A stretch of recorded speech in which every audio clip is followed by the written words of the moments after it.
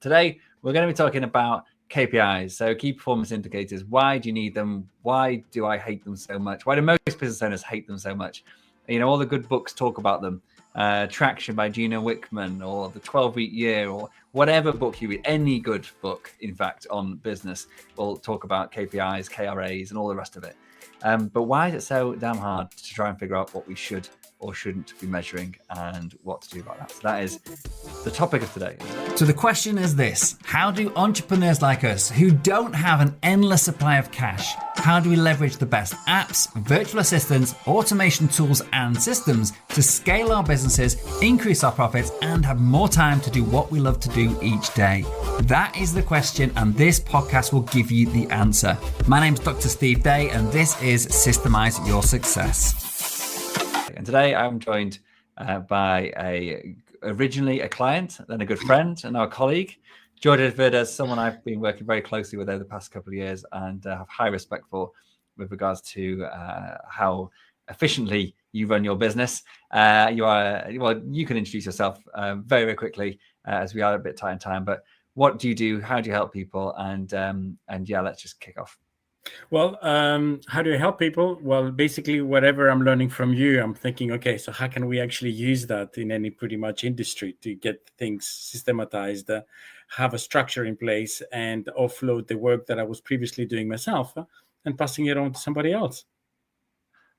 Cool. Okay. And you're a estate agent, aren't you? Absolutely correct. Yes. Yeah. I'm an estate agent in central London. Yes. A busy London estate agent who has successfully, through the use of things like KPIs, managed to delegate huge amounts of your work to your team. And that's why I was so keen to get you on this chat today, because I think you have gone from a position where you had the same team, roughly. Well, yeah, a bit about, yeah, some idea. It was working, but things have definitely improved in the time that we've known each other drastically. And I think if we're looking from a outside looking in, and one of the things that must have improved is how you are incentivizing, motivating, monitoring, measuring your staff and things. So that all, I guess, comes down to KPIs or KRAs, whatever you want to call them. And so, from your side, like, what is it about, or how have you approached this? Let's say, have you approached the problem of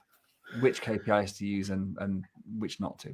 Okay, so first of all, I hate the word KPIs because it's an acronym. It's key performance indicators, and some people sort of refer to them as your dials on an airplane to know where you're going. I refer to them as a scorecard. And the reason why I refer to them as a scorecard is just to have a reflection back on the business on the week that we finished. So, on Friday, for example, did we win the week or did we lose the week? Ultimately, if you think about it, it's the activities that we do on a different sort of role position, each one of us, that actually make us feel whether we've won the week or lost the week. And in a nutshell, I would say that winning the week is because I did what I said I was going to do, the activities that I said I was going to do. Losing the week is I didn't do the activities that I said that I was going to do. And another third option I think about winning the week is I had amazing results because I did the activities that I said I was going to do. Now, for me personally, I look at a scorecard as a thing that you sort of put in the goals that you want to achieve for the week. And these are all activity-based. So I'm not actually waiting for things to come to me. It's what I need to put in the effort to get things done. So from my perspective, and I'm all about lead generation, and these are my key performance indicators, my scorecard. I look at, have I done the activities that I need to do on my social media aspect for my business? Have I done the activities that I need to do in terms of the calls and reaching out to my database? Have I done the activities in terms of the letters that we said that we're going to send out? And finally, have we actually emailed our database with email content that is relevant and appropriate for them? Okay. If I do all of those four things, I've won the week. And how did you come up with those four things? Well, That's a great question. Literally just hearing from various coaches and activities that agents do. How can you reach out a completely new client or get a referral from already an existing customer of yours? Social media. I can't afford to go on TV, and that's the truth of the matter. So it's social media, it's direct mail, it's emails, and it's calls. And did it start off with those 4 things, or has that evolved over time? It has evolved over time.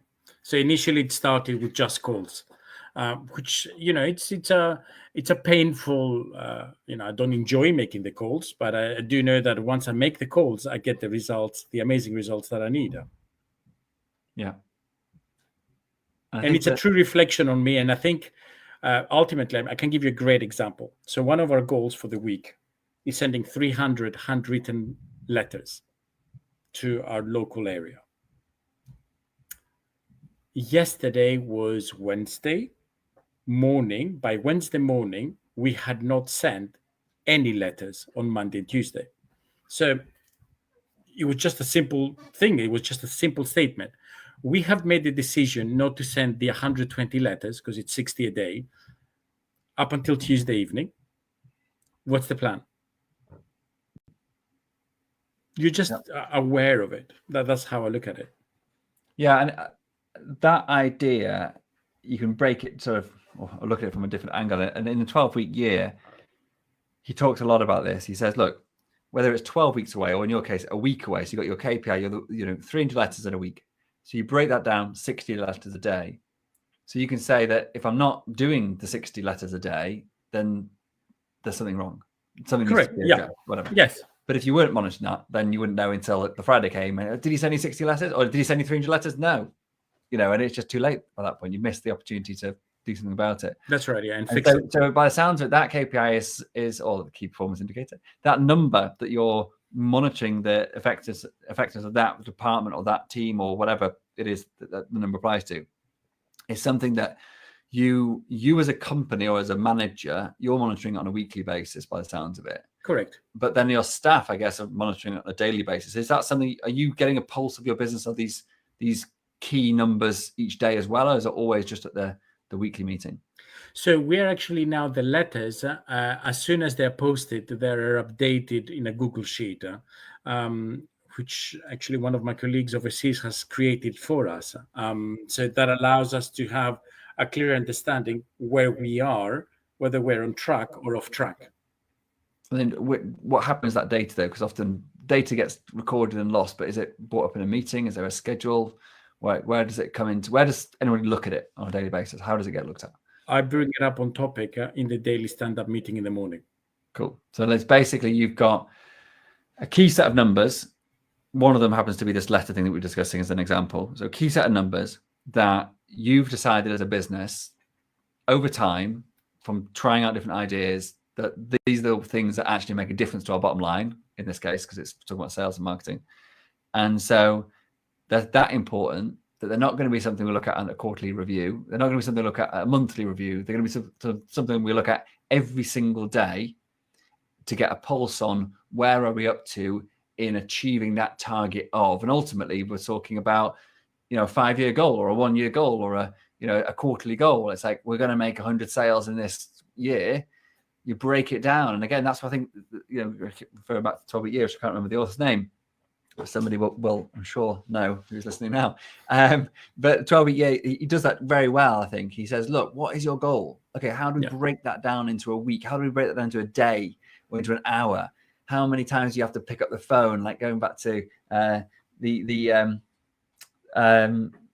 the Pursuit of Happiness with Will Smith. And he's like, if I can pick up the phone more times than anybody else, I'm going to nail this.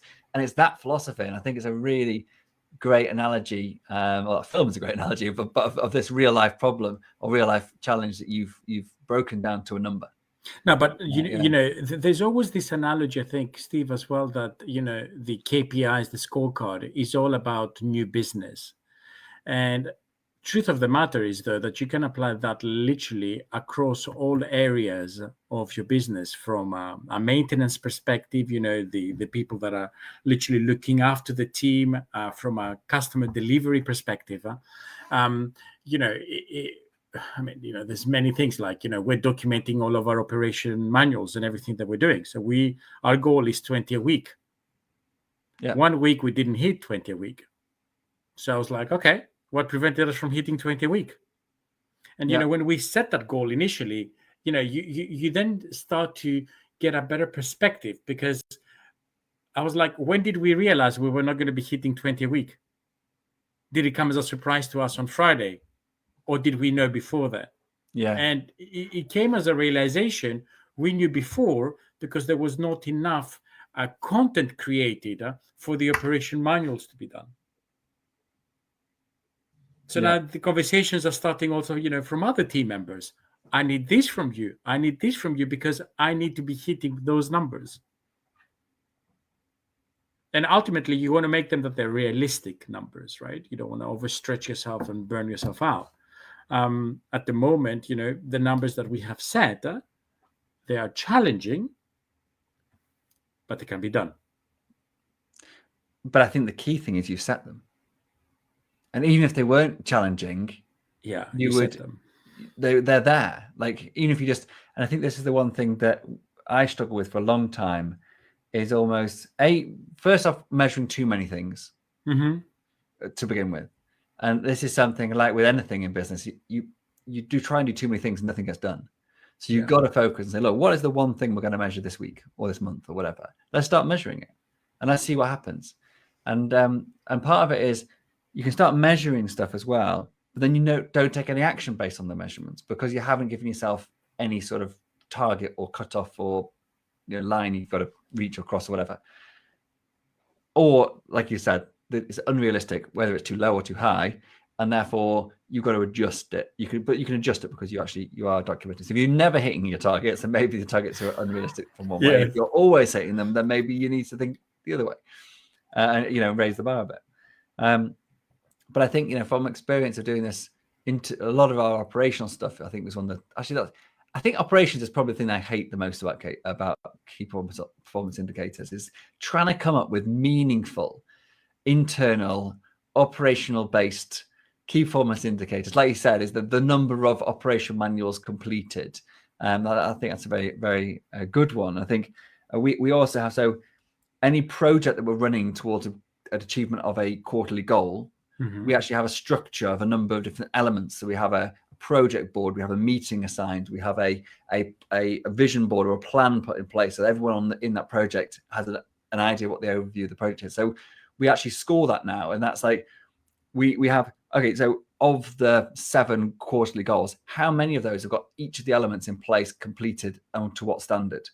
And then we know that if we have all those things in place, the outcome of that is I get less questions coming my way, because the team are empowered with the tools they need, and they know when the meetings are going to be, and they've got the vision, and they're much more empowered just to get on with stuff. Yeah, I think ultimately, it's clarity. I look at the KPI. Does everyone that I meet on the street today know their weight? Probably not. Does it come as a surprise when people put on weight or lose weight? Probably not. But if they weigh themselves every morning at the same time, they will know exactly where they are. So, I mean, I get it, from a sort of an operational perspective, do you want these KPIs?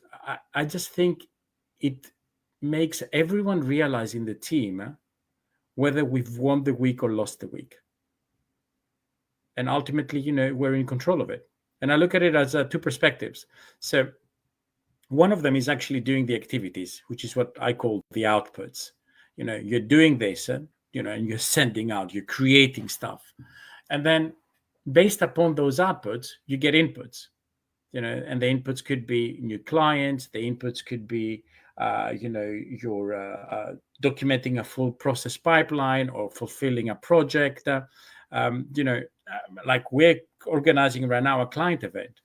Based upon this, are we on track? We're actually a few days behind for what we were meant to do. But our focus and energy happened this morning about this topic, about this client event, because there's 3 people that were working on this today, so that we know by tomorrow we'll be on track again. And I think it empowers everyone, because, once you know where you are, then you can take action. If you're not aware of what you should know, you just don't know. Cool. And on that bombshell, we're going to call it a day. Great. Excellent. Thank you very much, Georges. Pleasure. As always. Thanks so much. Bye-bye. Thank you so much for joining me and listening to this episode. I'm well aware there are hundreds of great business podcasts out there, and you chose to listen to this one, and for that I am truly grateful. Hopefully what you heard today took you one step closer to building a successful business, so you can share your passion with the world and serve an ever-growing number of people. If you got value out of today's episode, then so will someone else you know. By sharing with others what has helped you along your way, you will grow your influence and be the guy or girl that everybody wants to know. So please hit the share button right now, and also remember to subscribe to this podcast so you don't miss future episodes. It's impossible for me to cover absolutely everything in these podcasts, so please do head over to systemizeyoursuccess.com right now and download the show notes, transcriptions, and some of my best frameworks and systems for free. Thanks again for tuning in and being a part of this amazing community. Until next time, this is Dr. Steve Day, and you've been listening to Systemize Your Success.